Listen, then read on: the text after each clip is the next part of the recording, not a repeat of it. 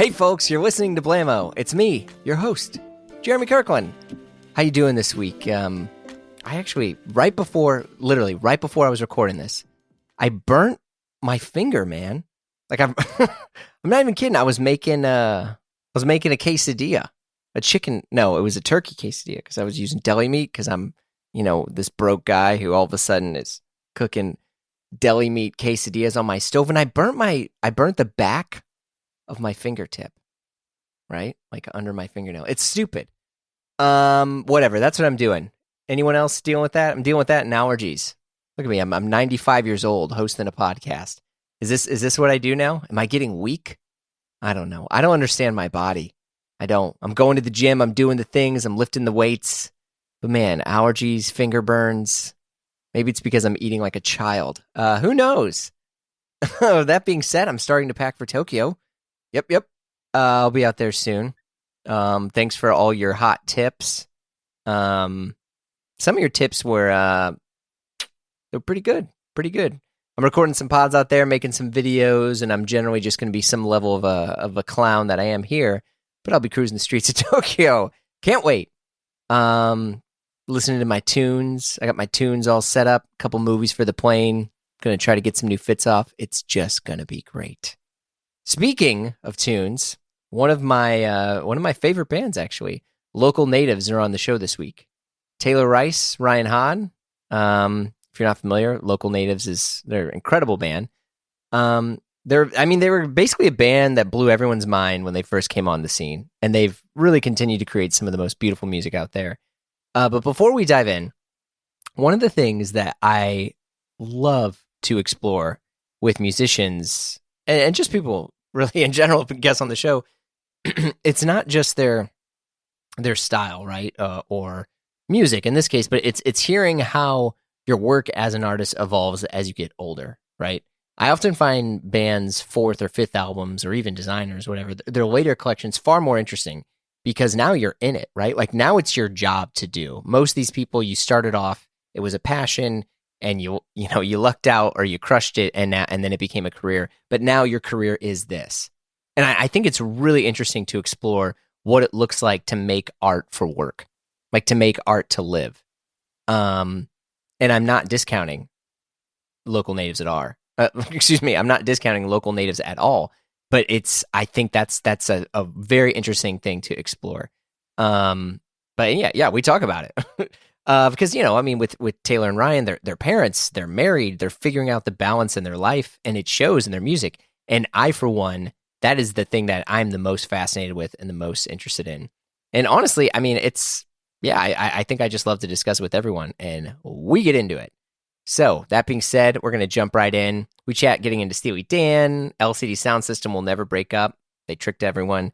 Albums as a format, Life on the Road, Grief, good Lord, Oasis, 90s music, and their new album, But I'll Wait for You. Local Natives on the pod, let's go.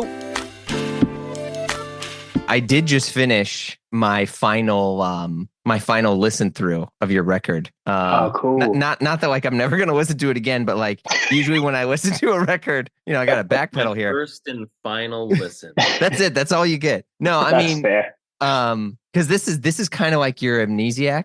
No, I'll take that. Yeah, we haven't referred to it that way internally at all, but totally know what you're talking about.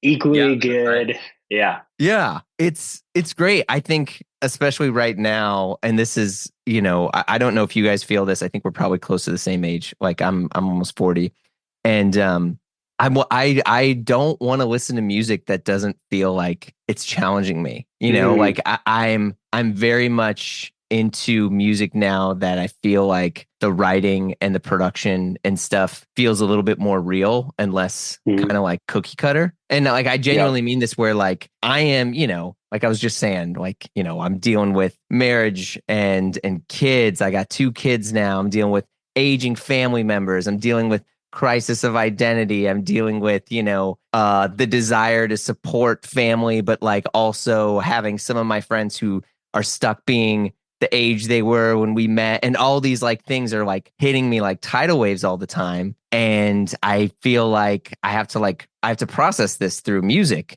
And when I'm listening to a song, and look, I love the Beatles, but when he's just saying "Let It Be" over and over again, it's not fucking working. So I need it's not cutting it. I need some depth. I need some emotion here. So oh man. yeah. Yeah, I mean, God, I can't tell you. I feel like we're right there with you. I feel like we've been feeling a lot of those same things. And that's what kind of like, making these two records felt like all of us kind of simultaneously going through these things, being apart, but then coming back together. And even just like what you're saying about listening to music that challenges you. Like my wife and I just had our first kid 6 months ago, and you can see my record player over here. I used to sit and listen to records and look down on people that didn't sit and just enjoy music. And I'm like, when do I have time to do that anymore? But Jeremy, yeah, you are not going to enjoy the AI takeover. Yeah. Sounds like. No, yeah. I'm not. That's not going to be for you. Yeah, and it's funny because I get to talk to a lot of other musicians stuff on this pod, and like this is my little lifesaver, this little USB DAC that I use so I can. Jewel for a second. Yeah, you would think, right? No, it's because I'll sit and I'll listen to records, in different. When I was saying earlier, like I'll do like kind of like 3 different stages. I'll usually do the car. Mm-hmm. Then I'll do like on a walk, like listening to an environment. And then I'll just sit and listen to it all the way through on any sort of like lossless thing I can. So if I can do like, 24-bit or whatever, it just like to experience, the record the way it was. Like I think for sure. It's probably happened during the pandemic. Like I was talking with Ezra Koenig, and we were like talking about like getting really, really into Dylan and just like put on the record and sit, and that's it. You don't have your phone. You're not researching where the mic was. You're not, you're just sitting and you experience the music, and it's a game changer. You're not two screening it. You're not watching Netflix and scrolling, and you're fully in it. I mean, that was me over the pandemic with and this happens to probably a lot of men our age, but I got into Steely Dan, and that's all I was doing. Wow. Just sitting and like enjoying it, and like pure presence. Pure presence. Just loving it. Which album did you get into the most? I started just from the beginning, and just at each album. My favorite right now is probably Royal Scam, because I feel like it's a nice like in between when it got too clean and it was still kind of like had a little bit of like rock elements. But I literally just my uncle was getting rid of his collection and just gave me all their records. So I just like went front to back, like, and just fell in love with each record. Just I think like anything, like I'd heard about Steely Dan like my whole life, and it just never appealed to me. And then something just clicked, and I was like, oh, this is what I need. Yeah, it's like age and back pain, and all of a sudden you're like, I do like Steely Dan. Yeah, you're like, damn it. I looked in the mirror. I was like, it's happening to me. Yeah, totally. And then Ryan was bringing that influence into the writing room a little bit. Trying to, but what's going on with some of these ideas? But he's winning the rest of us over slowly. Slowly. I will say, against our will. Yeah, I mean, Pretzel Logic feels like, I mean, I did a Berkeley program for a bit, and I feel like everyone that I met there was all into Pretzel Logic, and that's like the default, your jazz theory fusion crap that you start to mix in. Because I was very anti-Steely Dan for a long time, mainly because my dad was a musician. I grew up in a studio and all this stuff. And so like he was like, no, this is really good music. And I was like, Dad, no, Creed, man. And he was like, no, you idiot. He's like, no, you need to listen to Steely Dan. We're gonna listen on these NS10s. You can do the Tenoys over here. It was very much like you were gonna say Dylan or Beatles or something, but you just came in hot with Creed to your dad. Oh man. Well, I feel like so neither of my parents were like musos like that. That's amazing that your dad was like that. I remember sitting my dad down when the first Mars Volta album came out, and I was like, Dad, you like Led Zeppelin. Like, this is the new Led Zeppelin. Like, so like earnestly telling him like, this is the new Led Zeppelin. Well, how do you take it? I think he was very confused and probably sad for like my generation. I think it was just like, he's like, what is this? Those stories remind me, I feel like we have to touch on like Ryan and I, we met when we were 12 and picked up guitar then. And our very first band, we grew up in like Southern California in Orange County, and the hardcore scene was like Kodo. Yeah.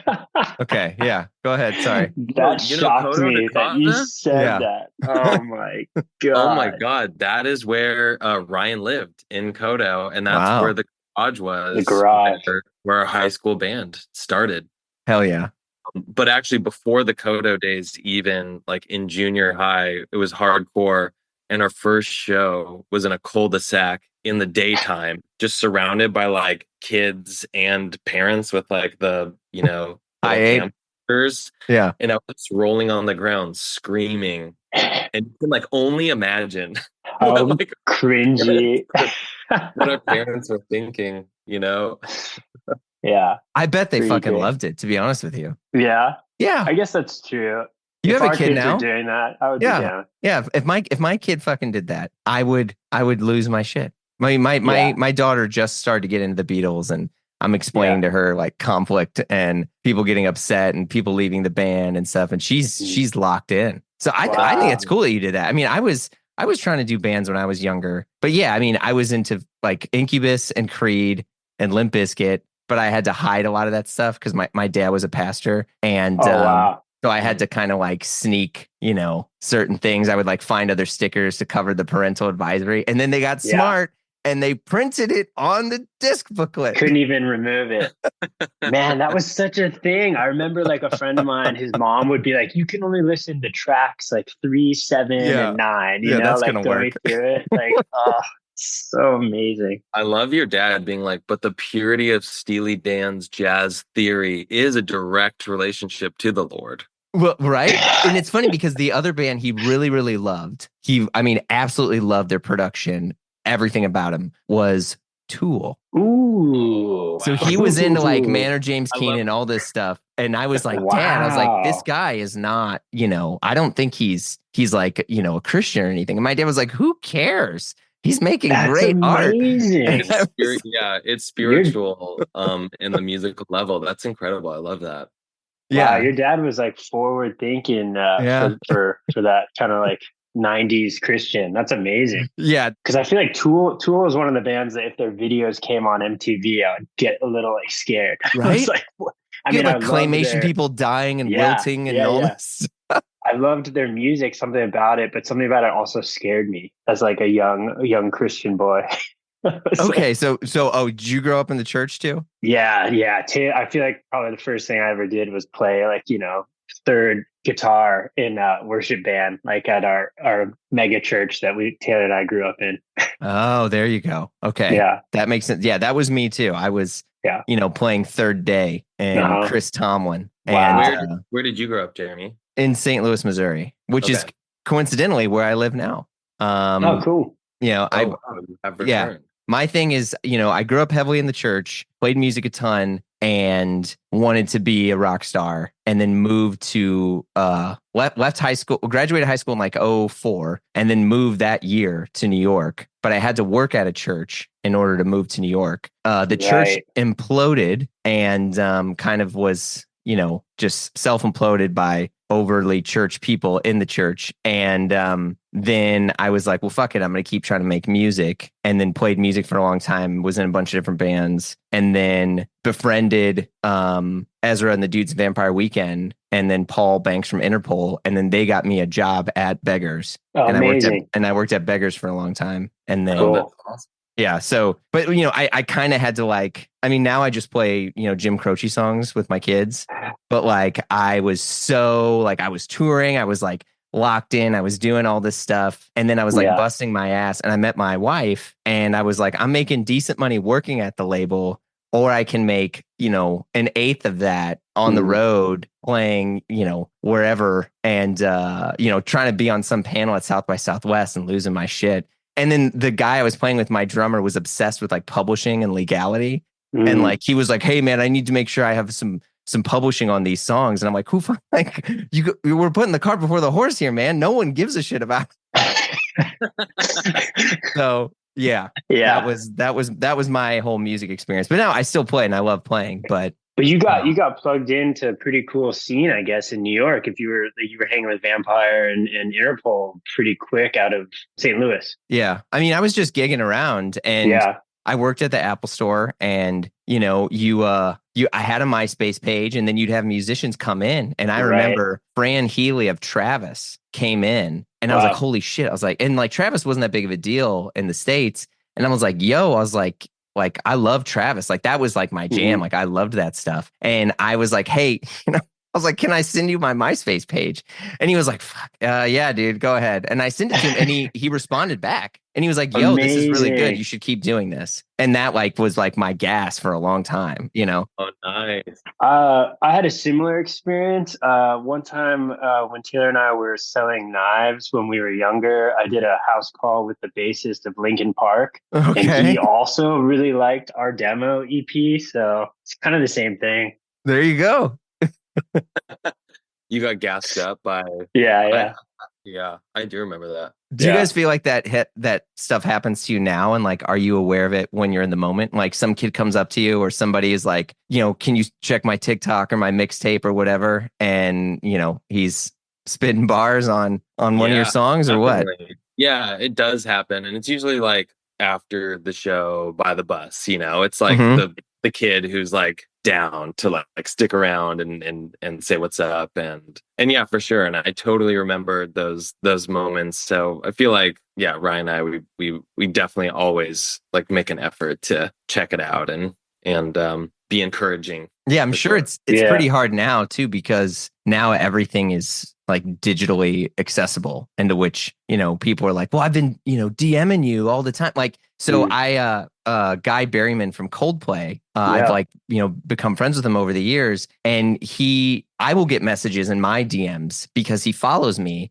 and they're like, hey, my daughter has cancer. I'm not even kidding you. We're trying to get this message to Guy so Coldplay can like play a song. And I'm like, dude, I have no idea. And I've recognized like this is their day 24/7 of all these people trying to come and message them and talk to them and like just get into their inbox to either show them love or show them music or something. And it's like, but they got families that are trying to figure out their life. So I kind of really sympathize for that sort of, constant stress. Yeah. I feel like it actually, now that I think about it, hasn't happened like in a long time, Tay. I feel like early on people would hand like physical CDs or whatever, and it felt like, but now, I guess maybe I don't check my my DMs enough, but I don't. It doesn't happen as much anymore. No, I was gonna say we're at the perfect amount of like Indeed, credibility or fame right under like where it's just like not getting bothered. You only get recognized at your show. You mean no one cares? Nobody's in the DMs of our friends trying to get that thing. So I feel like we've really found the sweet spot. But I will say, to like get real, but you guys are able to make a living as musicians, which I think is still, I mean, that's the highest calling of all time. You did it. Yeah, incredible. Yeah, it's the like I said, it's the perfect level. This was always our goal, and we nailed it. You're reminding me of, what wasn't it, James Murphy, that like he quit or they broke LCD up because he's like, I like being able to ride the subway or something like that. You're kind of like, stop wearing the same outfit every day. That may wear a different colored shirt. There you go. Problem solved. He looks like everyone else in Williamsburg. You just don't wear the white pants and the white shirt, and maybe we're gonna get some progress. I think he got. So this is one thing. When I worked at Beggars, Thurston Moore had come in, and Matador was doing a Thurston Moore album, and there was a Sonic Youth album. And I remember talking to Thurston Moore, and he was like, man, like one of my biggest regrets was that we didn't break up a long time ago so we could go and get back together, because right at that time, Pavement was doing their reunion shows, and they were getting like $1 million a show from Golden Voice. What? And he was just like, fuck. He's like, we should have broken up a long time ago. It was obviously all in jest, but at the same time, like there's truth to that, where it's like they're getting whatever they're getting at night, and it's like everyone's going nuts just to hear everyone play Slanted and like Enchanted instead again. of just being like, this is like the end of the album cycle, you go like, we're going on hiatus. Yes. So you just make it, you go like, this is an indefinite hiatus. That's my theory with Daft Punk and every other band now. Is you take a break, and then you go do your own thing. You kind of sit on some publishing deals, and then you come back. James Murphy really nailed it with that. Because exactly. How many times did they break? Well, I think it was 2 years. I think it was like it wasn't even like it was like a very quick. How many going away MSG shows does there need to be? Yeah, I think they nailed that.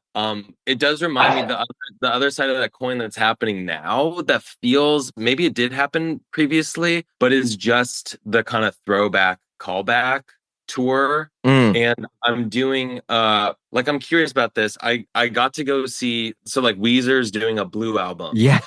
Yeah. And I got to see them. They did a last second pop-up show in Los Angeles in Highland Park for 300 people. And I got to go see the Blue album front to back in front of 300 people, which was like so incredible. Like, and what a album, so many like insane songs back to back. And then I was like, this would be really cool. And I felt horrible actually because Ryan was so obsessed with Weezer in high school, like way more than I was. Hell yeah. He's flashing the W. and I truly felt so bad that it was me going and not Ryan.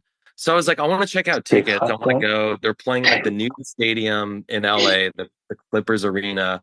And you could not get 2 tickets at this like stadium. It was like sold out except for single tickets. And I don't know what Weezer's like normal tour is, but I don't think it's like a 8 months in advance sold out stadium, probably, Wow. So I feel like it's like a newer thing where people are like, cool, like do this throwback thing and you don't even people have always done like 20th anniversary, like 30th anniversary, right? Like that were huge though, that were like multiples, like way bigger than their normal. Yeah, Weezer never stopped. I think you're right. That's a really good point because they've always been doing albums. And it's not like they got Matt Sharp back from the Rentals or something. Like it's not the original lineup, and which isn't, no one really cares that much anyway. It's not like if you listen to an ISO track of Matt Sharp, you're like, there it is, but like, I think no, I mean, love the Rentals, but they, he did, what Rivers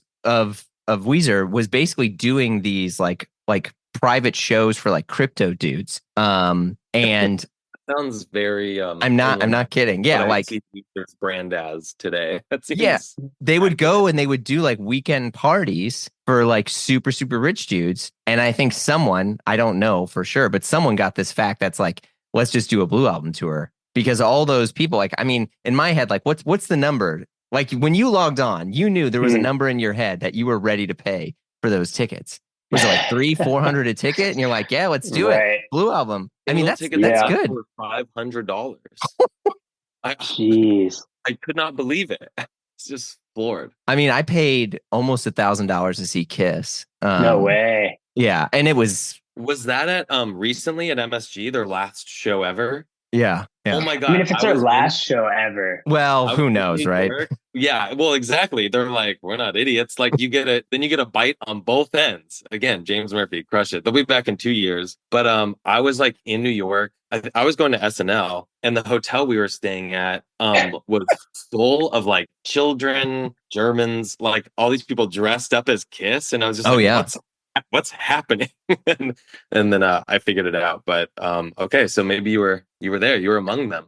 But even I then, thought you were gonna talk about this like new onslaught of like kind of like retro or nostalgia festivals where it's like the emo festival. Oh yeah, that's true. Or it's like there was one down the Saves road, the Day in Midtown and all these, Death Cab, like a package of like 10, emo bands or Yeah, emo night. Or is the nostalgia play just seems to be, like you're able to make it function in a way probably now. I mean, you guys could do a Gorilla Manor tour like now and sell that out. Yes, easily.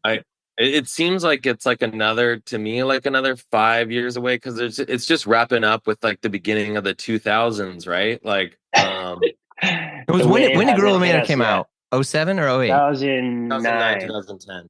Okay, yeah, you could do it. Yeah, I think we're 3 years away from the cycle of that. Yeah, but would we package it with other 2009 debut album? Like, would we? You know what I mean? Oh yeah, good question. But I think there's also right now to like zoom out. There is post-pandemic. There's just a desire to see live music again, and people now have more of an understanding what a live show really entails. I mean, there's no like better feeling than just seeing your favorite band play in front of you. Like I remember someone was talking about like why theater is so good. And I realize this applies to live music too, is they're like, you're breathing the same air as the artists that you come to see perform. Like it's a very, intimate experience of, and then seeing them, and it's going to be played different. And especially like you guys, I mean, I don't know if you got tracks or any of that stuff behind you or any of that stuff, but like, it's not, I remember seeing Fleet Foxes recently. They came, they did a show. It was incredible. It was beautiful. It was amazing. It wasn't like a crazy packed venue. I think it was like maybe 3,500, 4,000 or something like that, which is still a good size, but not too big that like, I feel like when I can see what their shoes are, when it's like, okay, there's Robin wearing his Birkenstocks. Like I got a good view. This is going to be a good show. It was incredible. Do you feel like there is like a sea change happening in the sense of like, I remember, I don't know, we started to kind of like make jokes with each other, like just like no one really cares. Like it just feels like you saw every band playing the tracks. Everyone had like SPD pads. Like it was just like, like, did people actually care about playing live? Like what was the year that Arcade Fire headlined Coachella? And I feel like Wynn made some comment about like, this is for all the bands that are playing like real instruments or something like that. And I felt like that was the like peak of like the like, I don't know, people getting frustrated with like DJs and stuff or whatever. I feel like that's like the rise of like Instagram culture and smartphone culture, right? It was. It's just like the first time where the entire culture is disconnected from the present moment, which is, I love like you starting the interview with this. Like I actually listened to the album in full with present, which honestly is incredible. And I'm curious how many interviews we do where the interviewer has actually listened to the entire record being present. And so I think like, I'm curious if there's like a whole arc of that. And now it's like, everybody's so used to not being present and connected to it that it is like, holy shit, a live show is amazing. Because it's like, it's so removed from what your normal experience is, But maybe I'm just trying to bring it back to Steely Dan, but like seeing like you always do. Artists. You got to start firing people immediately to make yourself Steely Dan. That take wasn't good enough. We're only doing 30 takes. You didn't do it in the 30th take. Get the fuck out of here. Wait a second. I got to get my bids in on the Bezel app, but more on that in a minute. I get all sorts of emails and questions from you all, which I love to read and respond. And one thing I constantly get, and even read in the Blamo Slack, is what watch should I buy and where should I get it? It's a wild world out there with all sorts of websites and shops, but I go to Bezel. Bezel is the trusted marketplace for buying and selling your next luxury watch, with expert in-house authentication on every purchase. First off, folks, it's getbezel.com. That's getbezel.com. But I use and recommend Bezel because it's the best of both worlds. You can go to the site and browse a marketplace of luxury watches, over 16,000 of them, by the way, which is a lot. And I know that Bezel is going to authenticate your purchase. Or you can create an account and get connected with your own private client advisor, called the concierge. Because look, making a watch purchase can be confusing, especially when you don't know all the reference numbers. When was this made? Did they use ceramic then? Is it a triple lop, dingle top? What the heck? I don't even know. But they do at Bezel, and they're here to help. Concierge, baby. Look, if looking for your watch to mark a special occasion, or maybe you're just doing research, right? They even have their own journal where you can learn all the ins and outs about Bezel and the brands and all the stuff that's happening right now. But back to my bids. Yes, Bezel now has auctions, and not just any auctions. They got Rolex, they got Cartier, they got Audemars Piguet, all the big dogs and more. So you can discover, bid, and know the Bezel team has got your back with verified in-house authentication. So visit getbezel.com on your smartphone or computer. Bezel, the trusted marketplace for buying or selling your next luxury watch. But like seeing like insane musicianship and seeing people that are like improvising, like is that coming back in any way where it's like, instead of just seeing the band or the artist just play it as is, it's like is seeing a band live, you really want to see it live, like I think that's going to be a change. That's thanks to like Dead & Co. and like jam music getting more mainstream. Because I remember I was talking to a friend and he was like, dude, I went and saw a couple of the Dead & Co tours and like, did you know that they played like the songs like differently? And I was like, yeah. oh boy. Like every night. Yeah. Yeah, that's the fucking point. Like that's live music. I mean, because I think you have is it Goose and a couple other of those bands that are they're all just like musical genius sort of things, jam band right. things. They all went to Berkeley or something. Yeah, or North Texas or whatever. I mean, and you just kind of you get in there. I don't know. I think there's a combination of all of that, and I think the fact that music doesn't really have a genre anymore. And that's a streaming thing. I'm sure you guys see that now where there's like, like for example, you have people that are going to listen to your newest album. And then you're going to have people that are going to go and jump into Gorilla Manor or go listen to Breakers, like all within 20 minutes. There's not, you don't, and like for me, sometimes I get upset about that, which is just the elitist like prick in me where I'm like, no, those are different headspaces. Like those were different times in those people's lives. Like, at least have a gut check. But like, just jumping throughout a catalog, of like art, like it's like going to some art exhibit and you're just viewing all these things in like 30 different years, 25, 10 years apart. And you're like, yeah, this all fits. And you're like, time's well, no. a flat circle. But I think like the streaming stuff has done that a lot with people in which you have older music and newer music all competing at the same level. And you're not listening and discovering things on the radio. So people are hearing like Beyonce's country album, I'm like air quoting. And then, I don't know. And then like Fleet Foxes, Local Natives and, Dead & Co or something, all on a mixtape and all together. I mean, that just, or even, not to sound like an A&R, but it's like we keep hearing about like these songs that are like 10 years old and they're like any song can blow up now on TikTok. It's like, it can be like a 15-year-old song, and you're like, wait, like, it's just wild. Like, I don't know.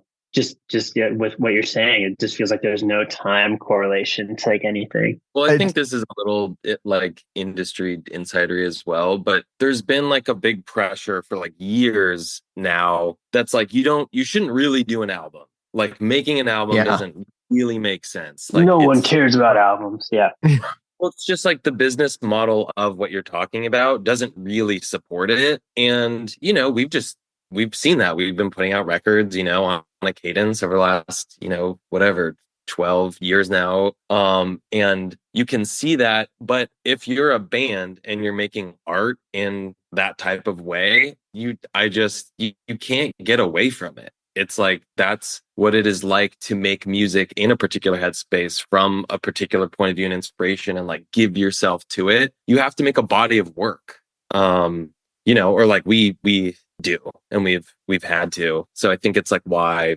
at least for a lot of bands, like the album kind of persists. And Jeremy, I just love that you're here for it, that you're listening to records that like totally fucking amazing. So thank you for caring about that. But yeah, it's an interesting like aspect. Well, Jeremy's the same age as us though, Yeah, I'm 38. Like, what are your kids doing? Yeah. I mean, I think that's a thing though, but I also feel like more connected to stuff like this because like when, I was reading, it's like, oh, like you got other band members that are having kids and you have other people that like the actual like humanness, for lack of a better term, of life is affecting your guys' ability to make music. I feel in some ways that I can connect more on that. Because it's like, sure, I'm not going to be on stage playing tens of thousands, hundreds of thousands of people or whatever, but I can have the same feelings of joy in watching a child of mine, walk or discover or be angry at family, not functioning the way it wants, or a loved one, getting really into politics and losing their mind, whatever, fill in the blank of what that is. And you're like, oh yeah, we're all pretty normal. And then like I don't know what Alpharetta is about, but I think I've heard that song maybe like 25, 30 times now. Like, oh wow, for real. If you can explain to me what it's about, that'd be great. But I almost don't want you to? Because I don't know if it's about grief or what. What do you? Do you want me to? Yeah, I don't know Yeah, I if I do. want to I do. spoil it. Oh, wait, I don't want to make it work. before you do, will you just give like 15 seconds on what it Don't brings put him for on the you? No, it's spot. fine. Well, I think like for he's me, thinking about so it. Yeah. sonically, it's my opinion, no shots to the album. It's better than any other song on the album. Especially on like the buildup of it. I mean, it's not even like a crazy dynamic song, but like there's stuff there. But you know, I'll go and I'll listen to music with my dad. And my dad's in the process of dying right now. Oh man. And he was into it. He was into it more than the other stuff. And Wow. I don't know. And like the lyrics, like I'm more of a music guy, and then I will go read the lyrics later. So no shots. But like I don't know. There was stuff about like coming back or something that what you had said on it, because I don't have the lyrics. I have an early release, right? And there's no lyrics attached to it. I have the Loma Yeah. Vista, watermark, whatever, right? So I don't have anything else. And so I don't even know if I'm making up words in my head, but what is it about? If you're like, yeah, it's about a snow cone on the beach. No. I mean, Interview's first over. off, that's so awesome. Yeah, Yeah, just thank you for love that sharing you had that. that connection too. I think Yeah. like that one does feel different in a way because that was one that I brought to the table, and I'm also a music guy. Like I feel like I start with music and then the lyrics come later, but that one I really focused on the lyrics and tried to like embody kind of what was going on, and for me at least, it felt like that whole out or that whole song is just like about kind of being on the threshold of something big in your life where you feel like you're kind of in this in between space, like between like two lives. So there's like your life before and something's about to change, but you're in this weird like liminal space. And it was like during when my wife was pregnant with our first kid, it was like, this like almost like waiting room where you're just like, we know everything's about to change. Yeah. She's a writer as well. So we both have these creative careers, we have these ambitions, but she's, putting them on hold because she's dealing with like nausea and just like not able to write. And so I just felt like you're kind of in this strange, like it was like the two of us against the world almost. Like we were just like in this house preparing for our lives to change. And it just all felt like sometimes you're like almost like out of time and place. You're just kind of like, I don't know, in your own world with your partner, on the brink of something big. And so to me, like, I don't know, I picture these two people like, driving in this like kind of like foggy void on this like, this highway somewhere. I've never been to Alpharetta. I just really loved the Oh, it's a sound of it. place. Oh my God. It's a real place. It was one of those things where a word pops into your head, and even though you have no real connection to Georgia. it just Okay. like, Yeah. I was like, I have to use it because it just popped out when I was like mindlessly playing the song. But anyways, that was like the place in my head that all this was happening. I don't know. I just realized I've never actually outwardly said what the song's about. So I just realized I rambled for probably way too long. You're fine. No, it's great. That's what it was. Right? Yeah. And I think I'll just add on the music side. I'm so glad that you love that song so much, because it was one that did not come like obviously or easily. And I think this version is the third recorded version. And we had like complete alternate vibes that we like completely dumped in the trash. And we do not do that. That's not normal for local natives. Like usually we figure it out and salvage like what's going on, or we just ditch the song. But we were like, this song needs to feel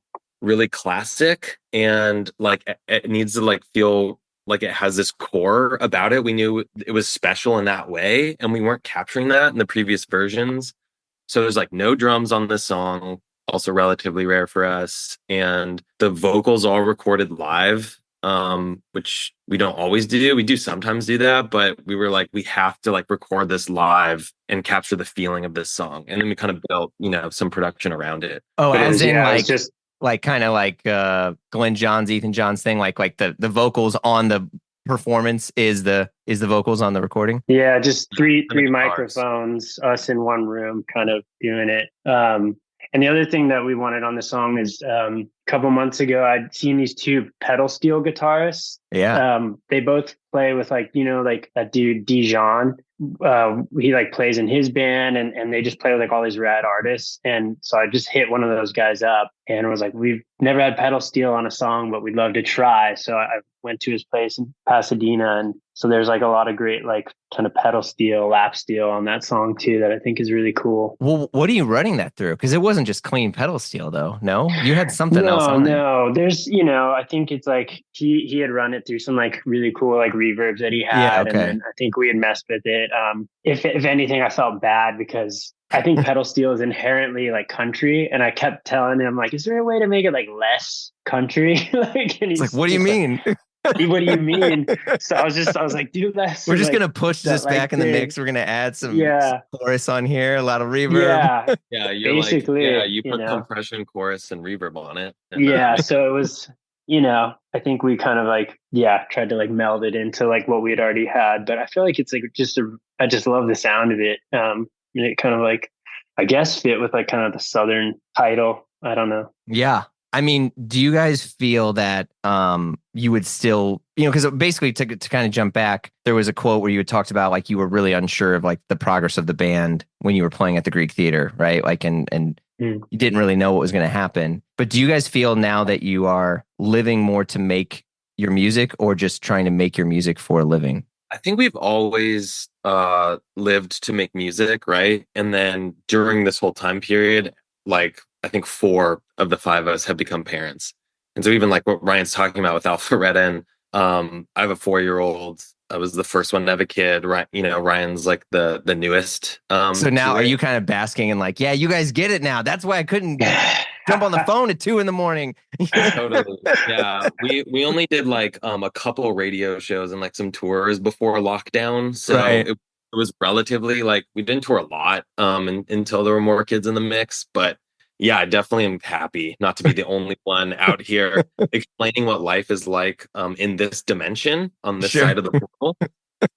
It's great to share that, but I think like yeah, so it's running up against like these things that we're talking about, but yeah, I just think we're in so deep. Like back to the album comment, I think like the value that we feel in making music and from that place of what that is and being in a band, and it's like it is very pure. That's just like always kind of guided us, and I think continues to and has had to. So yeah, I don't know. I think like you said, we're just I'm so grateful that this is our job and that like feels amazing. But at least for me, and I've been in it a little bit longer, I'm curious, Ryan, you're like just getting into this now, I think, but yeah, it feels like it switches into a different mode. There's now like being at home and parent life, and then there's like being at the studio and being on tour and that life, and it is really different. Like it couldn't be more opposite. Well, I think the big difference I've noticed, and I don't know how much you know our history, but as a band, we used to live together, like yeah, Silver Lake, and so this is basically now the opposite of living together and living and breathing 24/7, just like band life. Like now, we used to tour like 10, 11 months of the year. And it was like, you just said yes to every opportunity and we're just like all in. And now you have to be so much more conscientious, I guess, of like what we're, spending our time on. And so there's that where you're no longer kind of like living and breathing every second for like, this like ambition we have as a band. But I think in that way, I've almost had like more gratitude for when we are doing band stuff. I'm like, this is like, I'm just really happy to be making music with these guys. And like this time, yeah, I don't want to go on a 6-month tour anymore, but I'm like, when we are playing shows or like in the studio, I'm like, this is really cool. So, hopefully that means we're like able to like just appreciate it more. So I think it would be cool if the infrastructure with touring and everything was the same as it was 10 years ago. Now it feels like even harder to like make money on tour and support, but it is our families and stuff. But I would say it's definitely better to connect with your families. I mean, in the sense that you guys can, FaceTime or whatever, video chat with family members pretty easily. I mean, my dad was on tour a ton when I was younger, and he would go to like rest stops and he would record you remember like a mini tape player, like a mini tape, he would record like a mini tape, like voice note, and then send it at the gas station or send it wherever they were. And then I would get that. And that would be how I would get to correspond with my dad. So like you're already an order of magnitude and a better way to just, converse back home while you're on the road. So yeah. There's something so beautiful about that though. Sometimes I find like FaceTime is so like inherently just like inhuman or something that like you're like something about sending like a letter or like a recording of your voice in a cassette seems so awesome. But I don't know, as a kid, did you like it? It was cool because it was like, it would usually be that. And have you guys ever had corn nuts? Yeah. They're like the worst, Yeah. but that was like the snack that I would get when I would go with my dad. Such a truck stop. Yeah. It is. And so it'd be like corn nuts and one of those like little tapes. And I think it was kind of a bit of a death rattle because my mom like saw my brother and I listening to them and then rewinding them and then answering them again and then rewinding them and answering them again and again with the same answers. My mom, like basically like one of the nights that my dad called, she's like, you got to stop. She's like, they're just basically like, they miss you so much that they're listening to your voice, over and over again, answering the same questions with the same answer. You'd be like, hey, Jeremy, how are you? What's been going on? I'd be like, good. Be like, you gonna listen to your mom? Yeah. And it's like, and my mom would hear it in the other room and be like, this is awful. But I loved it. It was cool. Yeah. And like, especially now, like I feel, I'm so grateful that even with every single thing that's happening, you're just, I don't know. I try to like process grief and stuff by just looking at, this is so tacky, but like, that was a chapter of your life, right? That was a part of it. And like, and that part is over and you can kind of go and revisit it, but like, you're always sort of moving forward, but still able to process, what's happened to you. And you can be grateful for that, versus try to just spend every moment fixing something that you felt that you didn't do a good enough job in, like, oh, if only I would have said this or done that. It's like, nope, it's over. And there's that memory and you can look at it, but like, you got to go forward and it's helped a lot. So, yeah. Yeah, I totally relate to that feeling. I mean, in a weird way, it does feel like just being in this band feels like an exercise in that. We're still doing the same thing we did when I met Taylor when we were in junior high. We're making music together. And each step of the way, each album, we're like, you're thinking back on like how it was or like things that worked or things that didn't work. And like, we all have our baggage, our arguments that we've had with each other. And going forward, you're just like, okay, well, you can't hold on too much to what was. We need to live in this chapter. I don't know. Just as you were saying that, I was like, man, I feel that so deeply. Like, well, and you're better musicians because, like, I don't know, would you think you'd have the I Will Wait for You if it wasn't for Hummingbird, right? Or, I mean, because like I love Hummingbird is probably still, that's like something that's never left any playlist I've ever had, like ever. It's just always on there. But, would you haven't been trying to just make that album again, right? Like these other things are different versus definitely I think some bands you get hung up on that one record or whatever that is. And then you're just trying to make that over and over again. And in a way you don't let yourself progress. Well, to be fully candid, I mean, maybe Ted, you don't want me to say this, but like that to me, that Hummingbird's a tough one. That almost feels like our Pinkerton, where it was like, I don't know, like that was such a intense period. And I felt like the reception, at least in my mind, was not what I had hoped for. And so I spent, I feel like the next record being like, I don't want to do that again. I got to get away from that. And I know for other guys in the band, it's more like what you're saying. It's like, that was like a great creative period. And so it is an interesting thing. Even within the band, we all have different perceptions of like, oh, that's great. Ryan has so much baggage with that record, particularly. Really? I'm sorry. Yeah. Oh, no. I mean, it's so good. No. It's so good. That's amazing to hear. Yeah, I loved making that record and I love that record and I think it's very beautiful. And so, yeah, I don't know. I think like to that specific point is for us, our instinct has always been to just like there is a conscious level that's reactionary against like what Ryan just said. I think that there's a conscious element of that. And then I think there's been a thing that's like what with us, what feels right is to really truly follow where you are in that moment and follow that. And if you're doing that, if you like hold that as the sort of North Star of your creative endeavor, then I think by default, you kind of can't repeat yourself because that Hummingbird time period was so specific and it was like completely out of grief and very intense. And we couldn't go back there. Yeah, that period of our lives is over, and so now we're in this period, and this is what it feels like, and so we're gonna follow that. That's great. I mean, that's really beautiful. Do you guys have you had to go and like remix any of your stuff in like Dolby Atmos or anything yet, and being forced to like re-listen to stuff? I feel like that's like the pull now. We did do a 10-year Hummingbird, just 2 shows in LA at the Ford Theater, which I never even been to. It's right next to the Hollywood Bowl. Yeah. And it's outdoor, kind of like really beautiful, like castle looking space against a hill. It's very Shakespearean. It's very Shakespearean. It does look like you're going to do some theater for sure. Yeah.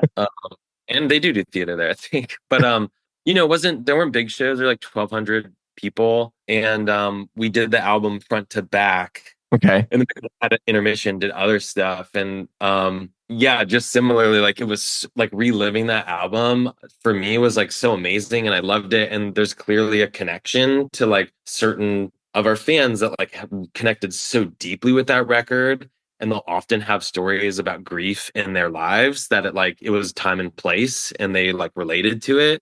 Mm-hmm. So I think that goes very deep for our fans, and it was such a beautiful experience and beautiful night. And yeah, I think Ryan was like just hates looking back and was really struggling. I think it's really difficult for him to do, but it was amazing for me. Yeah, that's great that at least you to be conscious of like how you feel in a moment means that you can more or less kind of control your response to it. And this isn't some weird new age stuff or anything, but like I've been, as I've been trying to deal with all these different things from like career ups and downs and kids and family and all this stuff, like I'm now just being like, okay, like this happened and I'm not gonna like go and then just like whine or sit and like wallow in my grief or my suffering, but like I'm gonna be aware that this happened, and the fact that I'm aware, I can now control my response.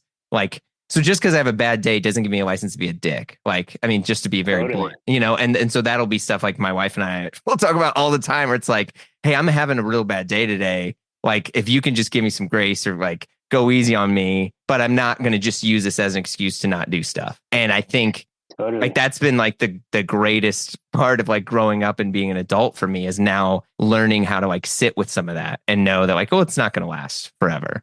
It's almost like, it sounds like it's kind of like a mindfulness kind of thing, or like, like you said, an awareness, like just knowing like that I'm going to be like, these feelings are just really heavy. Like just knowing that, like how I'm going to react to it is such a huge part of it, and allowed me probably to enjoy it more than I would have when I was younger, when I would have probably just been like angry, but not know why or something. Like, what do I do with these feelings, man? Exactly. Like Linkin Park, like, where are you? Where are you, Linkin Park?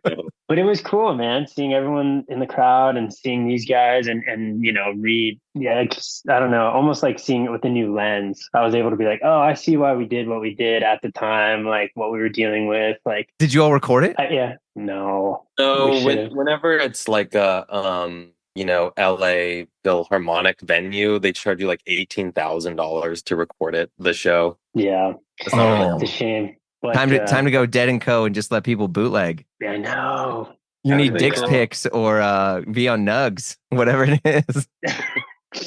Yeah. That's all right, though. Maybe you can do it again. Maybe you won't want to. But, I'm sure you'll get to play those songs again. I mean, you were talking about Weezer doing that stuff. I mean, how many times were people been begging for them to do a Blue Album tour or whatever, and now they're finally doing it? Yeah. I don't know. Did you actually buy tickets? You never answered if you bought tickets, or did you just look at it and you walk away? No, I was trying to buy like at least 4 so I could go with my wife and then like probably Ryan, because they're like, I then told, like, I knew Ryan was going to be like losing his mind. Yeah. I'll be able to see that. And then I went home and I told my wife, I didn't realize that. So I put on the record and she's saying every word from every verse, just like immediately. I was like, whoa, she just had it. So I was like, I wanted to get four tickets. So we're going to have to, knock on all our industry doors and see if we can I'm sure you go do it in a different town. That's what you should do. I know. Yeah. So then you're like, okay, cool. It's just like, $2,000 for 4 tickets and then air flights. And then you're like, I've never like understood traveling for a show, but I just went through the experience because we literally had that combo. It's like, okay, we should just like book some flights, some hotels, and I was like, wow, we really arrived at the will travel for concert stage of our lives. And that's like the best feeling ever when you start to when you go to Vegas for a concert. Like the amount of friends that I have that all went to go see, U2 at the Sphere. Because even then I was like, man, that's so lame. I was like, U2's so washed. No way. And my friend went and did it. And he was like, man, he's like, when they started playing, stuff from Joshua Tree and everything, he's like, I was crying. I didn't know what was going on. He's like, I was just looking around. I just couldn't stop crying. He's like, and everyone else in the room was crying too. He's like, and we were all together. There's like 20,000 of us just crying. Wow. I was like, that's pretty cool. Your dad definitely would approve of that. Yeah, right. And so, I mean, I don't know. Not church. What's church? Bingo. There you go. That's incredible. Yeah. So go get some Blue Album tickets. I mean, I don't know if there's gonna be Weezer at the Sphere. It's gonna be a short show. The album's like 35 minutes, right? It's a short album. Yeah, it was quick. I'm sure they'll do a set too at the arenas and stadiums, but for us, they just played it front to back, and then that was it. And I was so happy with that. That was great. Yeah. I mean, I wish I would have gotten to see the Cars or something at some point in my life. I mean, there's a lot of bands I feel like, because now that's the thing. It's like, man, that might be their last show ever. You got to figure it out, or however old that person is. I mean, I feel like, I don't know. There's the Strokes. They're gonna keep doing a bunch of tours. They'll be fine. But there's a lot of, I don't know, bands that I feel like maybe you just won't see them again. I don't know. Well, I think for me, it would be like Blur. Like I got to catch them. Yeah. And then if Oasis ever gets back together, that'd be sick. So, okay. I would travel for that. Yeah, for sure. You're the only one who's like, and I think they're going to do it. And I'm feeling good about it. And I think when the money's right, they're gonna do it. Yeah, I love you saying when the money's right. No, I mean, but so that's the thing, right? Like, it's funny you mentioned Oasis. So yesterday I went for a run, and a lot of times I'm like, I'm gonna go find just an old album, and I'll just and so I put on What's the Story, Morning Glory, and I was running, and I'm like, holy shit, this album is so incredible. And next thing you know, late at night last night, I'm in this rabbit hole looking up all these different stories about why the Gallagher brothers broke up and what was going on here and here. And basically, I didn't realize this. Oasis was so big that they played in the course of a week. They played 4 different shows, and each show was over 180,000 people at the show. And also, at one point, 1 in every 3 houses in the UK had an Oasis album. Unbelievable. That's insane, man. But those guys hate each other with a passion. Oh, yeah. That's what I loved. Did you watch that documentary, the Nebworth one, where they played and it was 2 days and 300,000 people or something? No, I'll have to add it. Yeah. Because it was just so quintessential. The way in which the singer, at least Liam, could not give a shit, did not meet the moment of he just was wasted singing in front of 150,000 people. It was any other show. I don't know. It was just perfect. It was so good. But yeah, I hope they get back together. We'll see. Well, before we wrap, is there any other stuff you guys want to add or mention or chat through? I think one thing to mention about the 2 albums. Yeah. You mentioned, it's our Amnesiac. So you did cover it. But it's exciting for us because we've never done such a larger, kind of thematically tied 2 album composition. And just one thing I'll mention about it, I don't know if you caught this, but the name of the 2 albums together is a sentence. Is the sentence, is the line, time will wait for no one, but I'll wait for you. And that's the first lyric on the first record.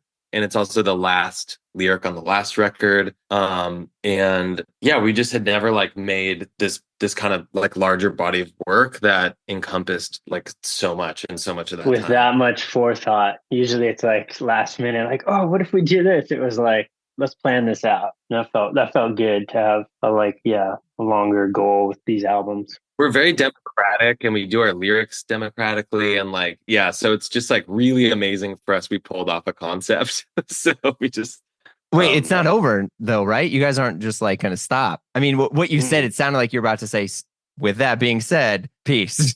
No, that's it. With that being said, peace. We definitely couldn't buy a third record or anything to it. No, that's no. I think the next record will be just a new, like you said, just a new chapter, right? Different thing. Yeah. This, I mean this because I love the logo, but you're not getting rid of the logo, are you? It's the art design for the but I'll wait for you with the LN. It's funny because I didn't realize it was on the previous album, the Time I'll Wait for You album. It's like hidden because you're standing in front of it. On the photo shoot for it. So like we had those things constructed. Yeah. And originally it's very Spinal Tap in a way, because they were not supposed to be giant wood panels. They were supposed to be like lightweight in some material. But they showed up like weighing like 300 pounds each. Well, it was Ryan's idea. He was like, it'd be so cool if they're 3-dimensional, and they were like, totally 3D, like almost made out of balloons or something like that, or like some material. And it was like, cool. And then we made they were like made of wood, and wow, so hard to move. We have to like rent this truck every single time we want to move them around. It's like hundreds of dollars just wasted. Yeah, and it barely fits in the truck just to like move them. And so we've been like moving them around. And so for the final, the album shoot for But I'll Wait for You, we took them around to these different locations. We had the truck. And the last one, we went to this like garbage dump, and there's this train like chomping at it, and we threw it into the dump. No, so it's gone. They're gone. You should have just like auctioned them off or something. That's a good point. We just like had to be rid of them. We couldn't. I get it. I respect that. Yeah, that's fair. Yeah. It is funny, the Spinal Tap reference. I rewatched that the other day when it's like Stonehenge is in danger of being crushed by dwarves in the. It just keeps happening to us. So we keep like we're gonna have these panels, and then they show up and they're just like not what we thought. And we're like, why? Our production element, we often have a Spinal Tap moment when we create the production, like for our live show, for some reason. They're filming it right now. I guess the final, I don't know, the new Spinal Tap, whatever, and it's like what? Mm-hmm. Yeah, I mean, they announced that they were going to do it for a long time, and then the writer's strike, and that slowed everything down. And then, but it's like those dudes are so rich, they don't need any money. Like, especially like Harry Shearer is a Simpson. Like so they're all going to be involved in it. All three: Michael McKean, Harry Shearer, and Christopher Guest. And they're doing it. And there's I think they got what's his face, Chad Sexton or whatever from Chili Peppers. There's like all these musicians that they're like throwing in it, but I feel like they're musicians who I don't know if those guys seriously care, but maybe they do. But I don't know. That's just me being a cynic. I'm excited for it. I mean, I've rewatched that movie a couple times a year. So yeah, it feels like one of those tour bus watches, like that and the Metallica documentary where it like hits so close to home that you're like, oh god, almost it's so good though. Look at Are you, I'll end with this question. Are you guys considering, in terms of like tour stuff, what are your thoughts on people that basically just do residencies? So you don't really like tour anymore. You go to a few different cities and you just chill there and then you come home. I mean, if you can do it, it sounds pretty nice. Yeah, I do feel like those types of things are the thing where you're like, like I have a family now. And like it's more of like, do I live to do it or do I do it to live a little bit? So that said, I was gonna say I'm open to that. I'm open if any crypto bros out there want to hire us private. I'm gonna change my mind on that as well. Yeah, go do that. Take the money. I'm willing. Take the money. Yeah, I'm willing to think about that. But yeah, the residency thing I think could be really cool. But also, we always feel like a personal responsibility whenever you post a tour.